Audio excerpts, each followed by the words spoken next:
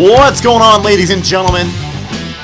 And welcome back to the Cannon Fire Podcast here for Episode 3 on YouTube and iTunes.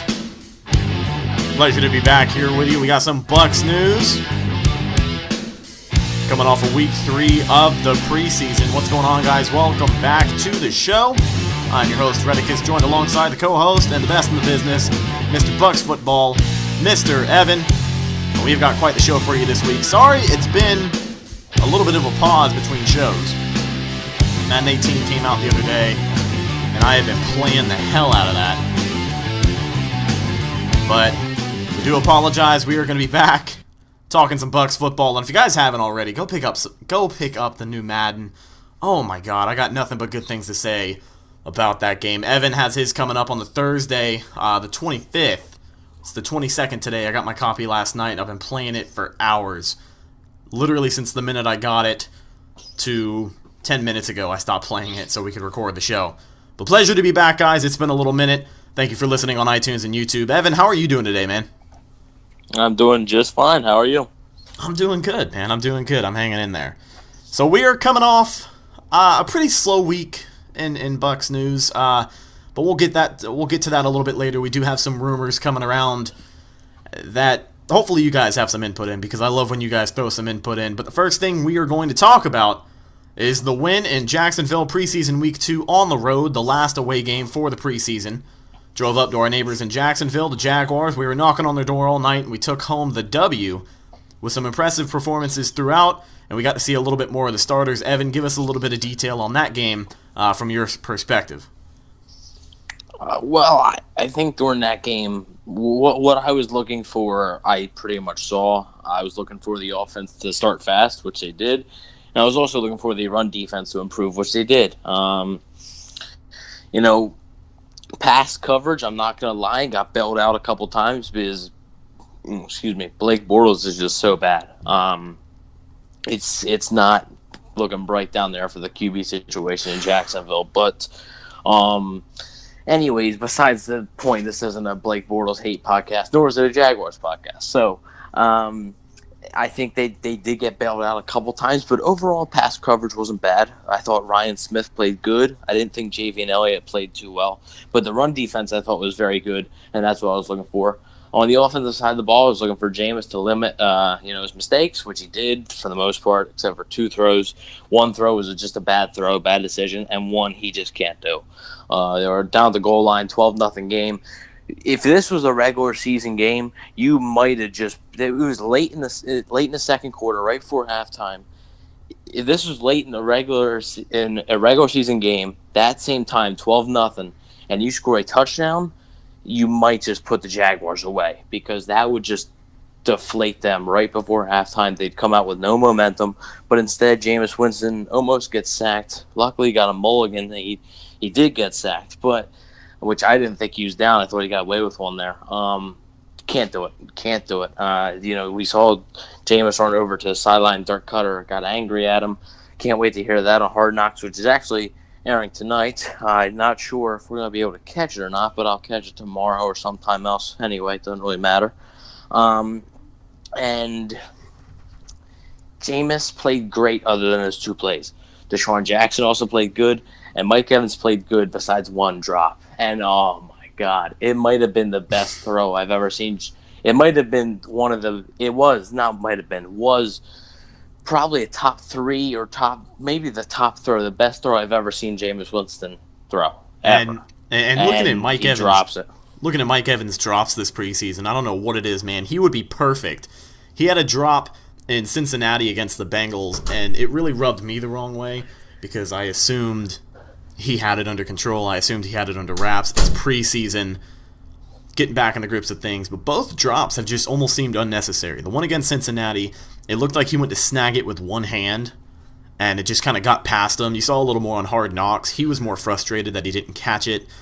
He was saying, I tried to get it over my head and this and that. But regardless, it was a one-handed catch. And then you talk about Jameis. Jameis did have a good night.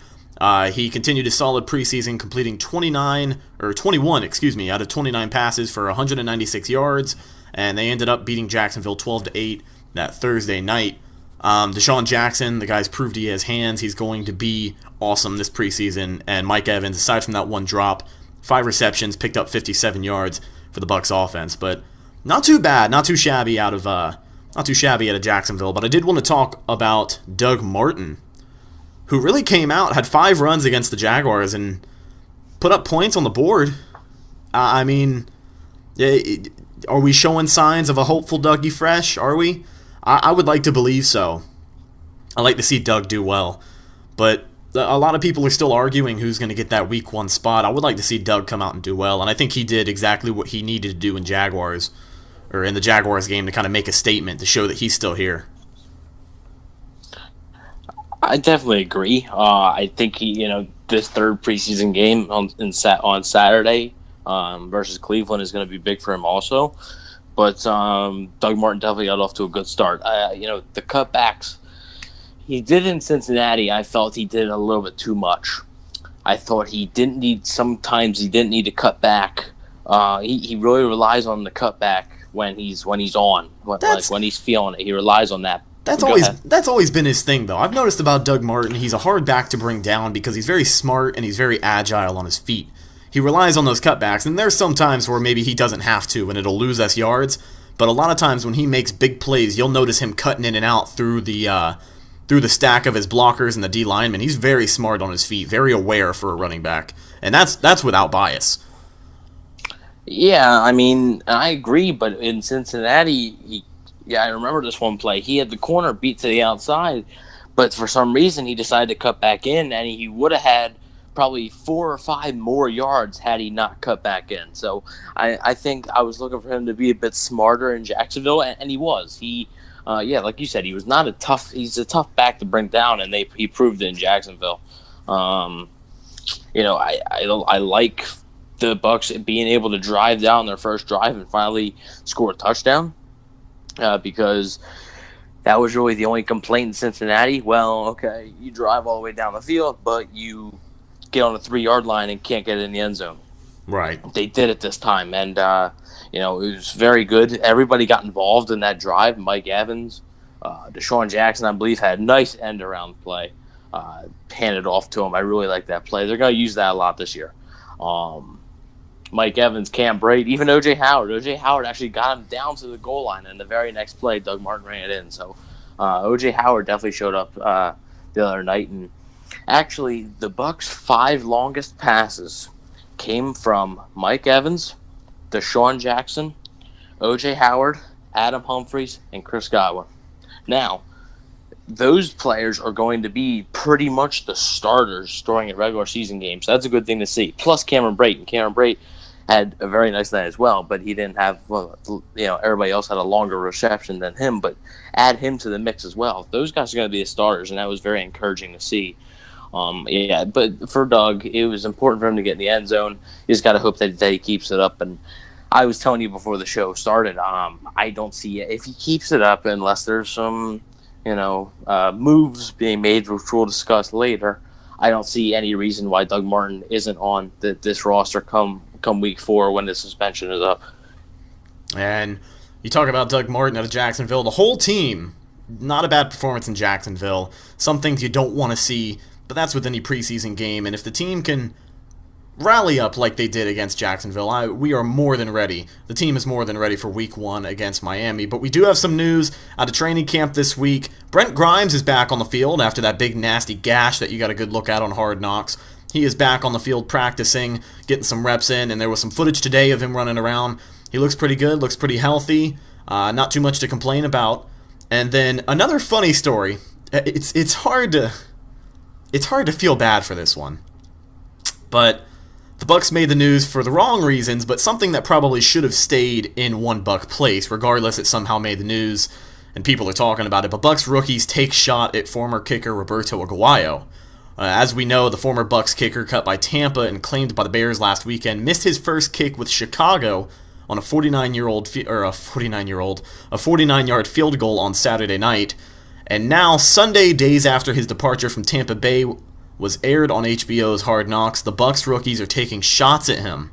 Sunday night, had the Bucs rookies been putting on a show for the rest of the team in One Bucs Place main auditorium, and as part of that, They came up with a list of 10 things you won't see during training camp, which was likely never meant to leave One Buc Place. Receiver Deshaun Jackson posted a video to Instagram on Sunday night, however, and it showed that number 9 on the list read, quote, Roberto making his kicks, ... Roberto making the team, ... You know what? Never mind. End quote. Jackson has since deleted the video, but with cameras all over One Buc Place, you wonder if the scene will show up in a future episode of Hard Knocks. That's football, plain and simple. I mean, that's a locker room mentality. People have brought that up before. The president has brought that up before. But that is locker room mentality. That's just the way things go, and it's sad that it got to the public. And I'm sure Roberto has found out already. It'll give him some hard feelings about some guys back in Tampa, but, what can you do? But it gave me a little giggle the first time I saw that story. Yeah, I mean, Deshaun Jackson made a mistake. You could tell, but he made a mistake. Somebody told him to take it down because about 2 hours after he posted it, his Instagram story was taken down. So definitely wasn't supposed to be, but I don't mind it. Be a professional, Roberto. If that hurts your feelings, maybe that's one of the reasons the Bucs cut you, because maybe you're too mentally weak. And people say that's what it is. Looking back at Aguayo, it's more of a mental thing than performance at this this time. It definitely is. And it's hard to think about. Statistically, the greatest kicker in college football history goes to the NFL and can't nail good 30% of his kicks. That'll get you cut. And then you go to a new team where they give him faith, and he misses it wide right in a dome. And nowhere close. Did you see the kick? Unfortunately, I saw the kick. But we can't talk too bad. Nick Folk came out and did miss that extra point. It was kicked low against Jacksonville. A lot of people say it was blocked. But regardless, the argument that can be made is that it was blocked because he did kick it a little too low. But I'm not here to talk about that. It was blocked. That's the end of the line. Well, also, and you said the most accurate college kicker in college history. Right. I'm going to put some stats out that my buddy Chris Fisher, who used to host Bucs Brief podcast, one of my favorite podcasts, he put out this tweet, and he's been saying it for a long time. He kept saying, he didn't really care about the Aguayo pick. He didn't like it, but didn't dislike it.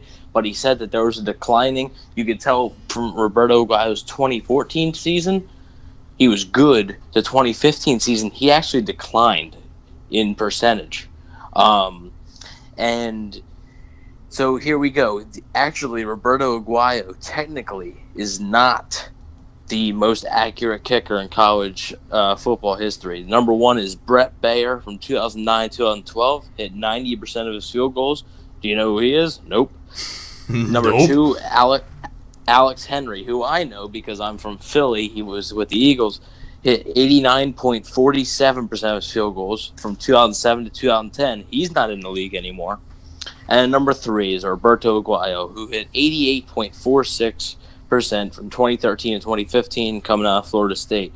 The only one that I recognize that's not even in the league right now, I don't think, but he was probably the longest reigning one, was Matt Bosher. I actually think Matt Bosher's a punter now, so not the best look, but that's a trend. There's none of these guys. I could read them off. Some may know them, but if you won't recognize many names. You really won't. It's not about being accurate in college. That's what Light thought it was about, but that's certainly not what it was about. And also, even, I trust Nick Folk. I really do. So, he's never been a long-range field goal kicker. Now, he should have made the extra point, yes. However, it's his fault, but it's also definitely is Folk's fault as it's the off of the line's fault as well, no doubt about it. Oh, yeah.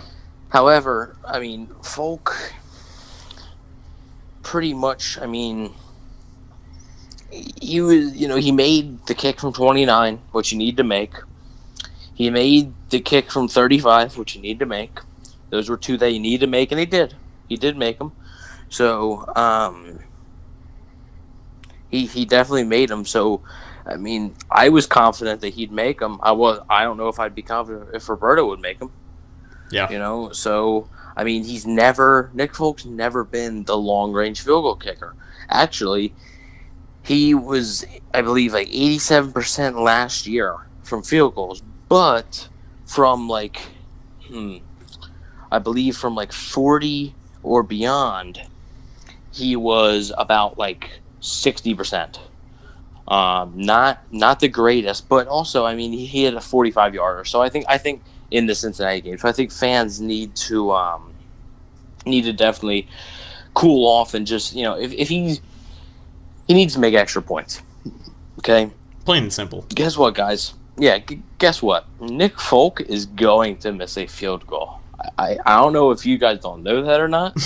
He's going to miss a field goal at some point during the season. Probably even twice, maybe even 3 times. He's going to miss a field goal. It happens.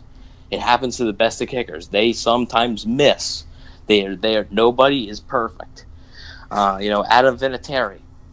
Or, he never misses. Guess what? I believe last season he missed. You don't kick everything perfect. So when Nick Folk misses a 41, 42-yarder, don't get all upset and say, oh, it shouldn't have cut Aguayo. It was the right move at the time. Nick Folk from 40 below is pretty much automatic. If the offensive line holds up, I believe, he's pretty much automatic from 40 below. It's just from 40 plus is what he needs to improve on. But, actually, I'm not sure if before we move on, just one last thing I want to say, because I'm really dragging this out. No, you're good, man. You're good. We got time. A little not so fun fact for, actually, I have 2 not so fun facts. One was on my Twitter page. You can follow me at Evan _ what the buck WTB, pretty much. It's a capital W, capital T, capital B, and pretty much. And then I basically put out a tweet that said the Buccaneers haven't made an extra point this preseason. If you think about it, Roberto Aguayo's extra point at that when Ryan Fitzpatrick scored, hit the upright, and when Doug scored, Nick Folk's kick was blocked. So they haven't made an extra point. It needs to change, of course, and I think it will. Though, obviously, I'm pretty confident they're going to make an extra point, versus Cleveland. However, I'm just saying, a couple years ago, you may remember it. A couple years ago, versus the Jets in 2013, I believe. Levante David, Geno Smith's debut. Levante David made a boneheaded play. It was not a good play. Mistake. He pushed Geno Smith I remember out this. of bounds. He pushed Geno Smith out of bounds. And, not good. What happened? Nick Folk ended up making the game-winning field goal to put the Bucs at 0-1. And that kick, I believe that kick was from beyond 40. I am pretty positive that kick was from beyond 40 yards. And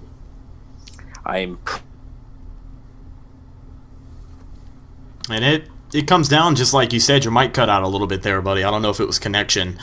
But those are game-winning kicks. That's what it comes down to, and that can win or lose you a game in those kind of situations.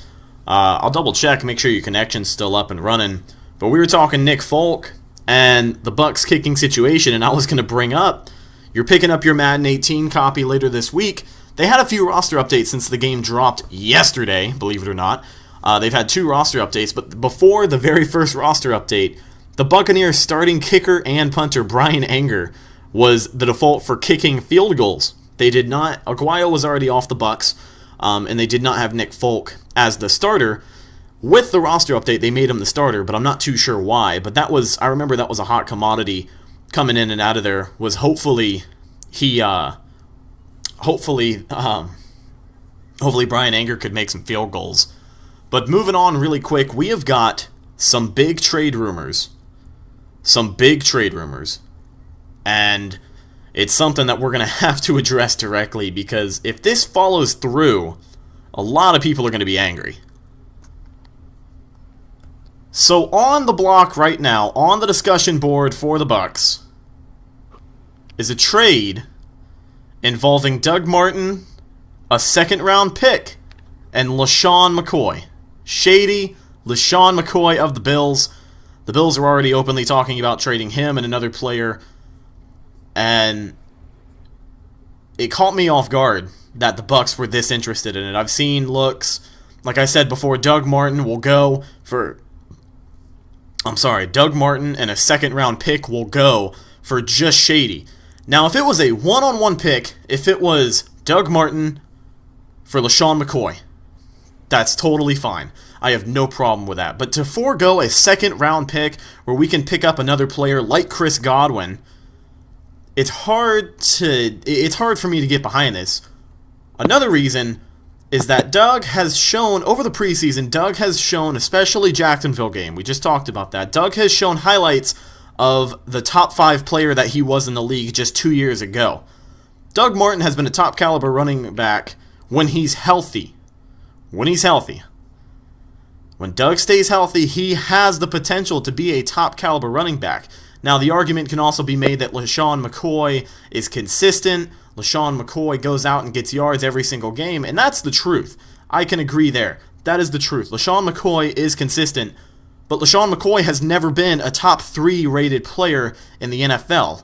Doug Martin has had over 2 1,000-yard seasons. Whenever he doesn't, he normally falls under 500-600 yards. That's just because of injury. That's because he's not healthy. And this year, it's going to be the barrier of coming over that suspension. But I'm going to toss it over to you, Evan. I feel like a lot of people aren't going to be happy with this. I'm on the side of the people who aren't going to be happy because I don't want to see Doug Martin go. Well, at least yet. I feel like he's got one more year to prove himself. And then if he doesn't prove himself, if he runs under 500, I can I'll tell him to get the door on his way out. Let me ask you this before I start. Did you want them to draft a Dalvin Cook, Christian McCaffrey, Leonard Fournette, etc.? I'll be honest with you, for a period of time, I wanted them to draft Dalvin Cook. For a period of time, though. About a week before the draft, I changed my mind. Well, sort of tells me that you're sort of thinking the same way a lot of Bucs fans are, and that's that Doug Martin isn't going to return to his form, which could be. I mean, it's preseason, you never know. He's looked good so far. Definitely he's looked good so far. I'm not going to take that away from him. But I wanted Cook. I wanted McCaffrey. I didn't really want Fournette. If we would have got Cook or McCaffrey, I would have been all right. Now, you say that fans aren't going to be happy.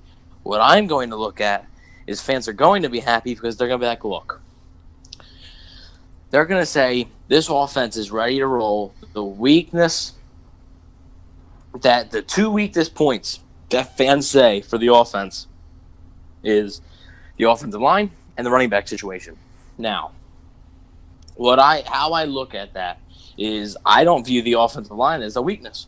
I think they've shown you in the past 2 preseason games.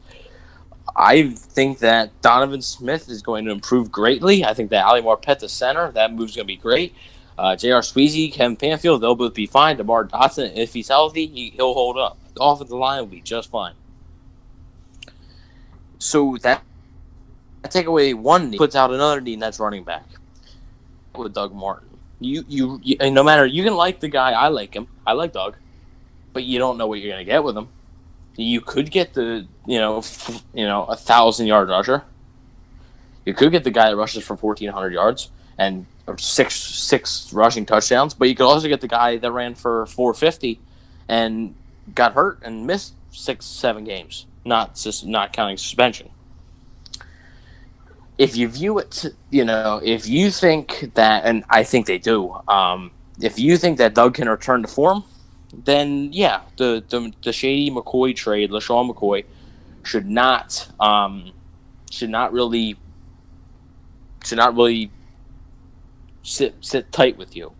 If you think, oh, Doug's done, I think some fans that truly think that Doug Martin is done would give up a second round pick because they'd be like, look, that pick's not going to be as early as it used to be. It used to be at the top of the second round. Yeah. It used to be the top, 5-10 picks in the second round, and that used to be a first-round talent. And, okay, yeah, that was very nice. But now, the only bad thing that comes with winning is you get worse draft picks. It's just how it goes. I mean, there's no other way to put it. So they're thinking, that second-round pick's going to be later. We can part with the second-round pick, still have our first, still have our third. They're going to be thinking Jason Light is a draft genius. He can work with what he's got. Plus, we have Shady McCoy, a back that has speed, agility, quick cuts, everything that you want. He can be paired with Deshaun Jackson again. This offense can be unstoppable. So I don't think fans will be too mad. However, this will not happen. I'm going to say it right here, right now. If it does happen, I will send each person who tells me they listen to this, I'll send them $5. I promise. I'll send you $5. That's how confident I am. And we have over 100 downloads, which is very impressive. Thank you guys very much. Well, yeah, thank you guys very much. We did actually just hit, I believe last I checked, we were at about 185 for downloads on iTunes, as well as the views on YouTube. Those have been stacking up, and it's completely awesome. Thank you guys very, very much for that. But sorry to interrupt, Evan. Right back to you, man. And your promise to pay everyone $5. Simple. That's how I think that really, it's not going to happen because, one, they believe in Doug. Two, I don't really think at the end of the day Jason Light would want to part with the second-round pick. It's nice, but I don't think he'd want to part with the second-round pick.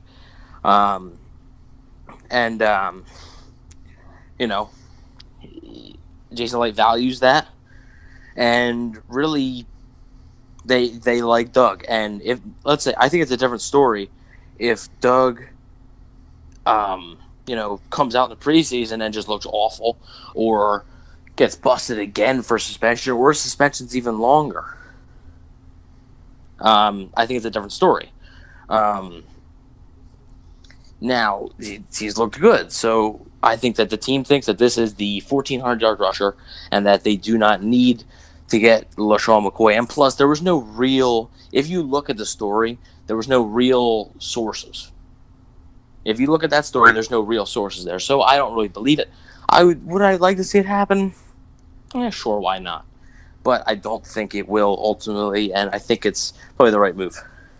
And you're right there. I was going to bring that up as well. There weren't a lot of sources. There weren't a lot of people talking about it. It wasn't heavily spread on NFL, ESPN, Bleacher Report, none of that. But there are a lot of trades that can catch you off guard. Just today, Kyrie Irving to Boston for Isaiah Thompson and a couple other players. That surprised the hell out of me because I didn't see it coming. I did not see that coming. Isaiah Thomas, Jay Crowder, Nets pick. Well, just my opinion, the Celtics won the trade, but the Cavs would have won it long term. But that's here nor there. Let's get back to some Bucks. But like you said, blockbuster trade can happen at any time. And it's something that's not talked about too much. I'm sure some way somehow word of this rumor has gotten to the Buck higher ups. It's something that's going to be talked about. But I'm more with you. I really don't think it's going to be something that happens. I would not be for it. I would not be 100% behind it if it happened. I think we don't have enough time in the preseason. I think if they were going to do it, it would have been done already. Because I would like to see more time for LaShawn McCoy in the preseason. Well, I think LaShawn McCoy's a player. I don't know. Are you saying he's not better No, than no. I'm just saying it's a different system to run behind the Buffalo line, to come down to Tampa, run a different playbook, run a different line. It'd be different to see him. It'd be different for him to develop a little bit faster, especially if something happens. They cut Doug, they pick up LaShawn. Week 1, they throw him in there against Miami. He could have one hell of a game, but you don't know because you haven't seen him play behind that big Bucs O-line other than practice. It's just something that I would like to see. It would something that would be ideal for me to see when it comes down to how the trade would happen, but the NFL is the NFL. It's a beast of its own, and people get cut and traded like it means nothing, so we could see whatever happen. Well, the only thing I'm going to say is you said about LaShawn McCoy going week 1 of Miami and just going off. Well, you said you don't know. Well, there's one thing that you do know. Man, lightning is crazy. Yeah, I heard there's that. one thing. There's one thing that you do know, and you do know that Doug Martin won't be in Miami because he'll be suspended. So I think that would play a big factor, but it would also play a big factor in why I don't think this will go down. I don't think Buffalo wants to take on Doug Martin's salary and miss him for 3 games. Yeah. You're Just not because he's traded doesn't mean a suspension's lifted. right. You're not there, and just to bring him on and give up, give up a guy who can come out. Their best player. To give up your best player for a guy who's going to sit on the bench for 3-4 weeks once you get him, it's a little bit of a risk, and that even falls back to you saying it's not going to happen. I'm with you. I don't think it's going to happen, but you never know. Bottom line, you never know. The NFL is a nasty beast. I mean, the NFL goes out there and they do whatever they want to. That's how business is run, unfortunately. But guys, we're going to wrap up the show. We're going to do a little preview on Hard Knocks tonight. If you do not have a subscription to HBO, I'll be honest with you, I watched the first 2 episodes on YouTube. Don't feel bad if you have to look it up and bootleg it. But the show has been nothing short of hilarious. I love seeing this side of the Bucs. I was a little questionable when the Bucs first got picked for Hard Knocks. I've been watching every episode, and I love it, man. And if you guys aren't on it, you should be on it. But go check out Hard Knocks. Is going to be on tonight. Well, whenever you're hearing this. Right now. It's 10:08 p.m. But this is recorded on August 22nd, so who knows when you hear it. But Hard Knocks has been nothing short of funny. I saw a little preview of what's going to be going on tonight. Jameis is going to get his chance to talk to John Gruden and Rex Ryan. And it's going to be an interesting confrontation just for Jameis to hear what those 2 coaches have to say about them. Rex Ryan had nothing but good things to say about him. He said, I wish I had a player like you when I coached. And it'd be interesting to hear what John Gruden says. And then we got a couple more highlights. Roberto Aguayo has spoken out since being traded to Chicago, and he apologized to his teammates. He told the Bucs, he said, I let you guys down. That's some stuff you'll see on Hard Knocks. HBO, if you haven't checked it out already, or just bootleg it on YouTube, wherever you can. Don't get a virus on your computer, though, because if you get a virus, you won't be able to listen to us anymore, and that would just be sad. But guys, thank you so much for listening. Evan, any last words for you, man, while I cue up the outro music? One thing I'm going to say to look for in Cleveland, look for the kicking battle, look for the 5th wide receiver spot. I think Josh Huff's going to officially win the job almost in Tampa, and hope they can come out with a win. This is going to be the last taste of preseason / regular season football you're going to see, Bucs fans, because the starters won't really play in the 4th game. So this is going to be the closest to an NFL game you're going to get until week 1 in Miami. So really cherish this one. So we'll look out and hope to see a good Bucs team coming up and see a lot of good things from the starters. We got the Browns coming up and the Redskins at home after that.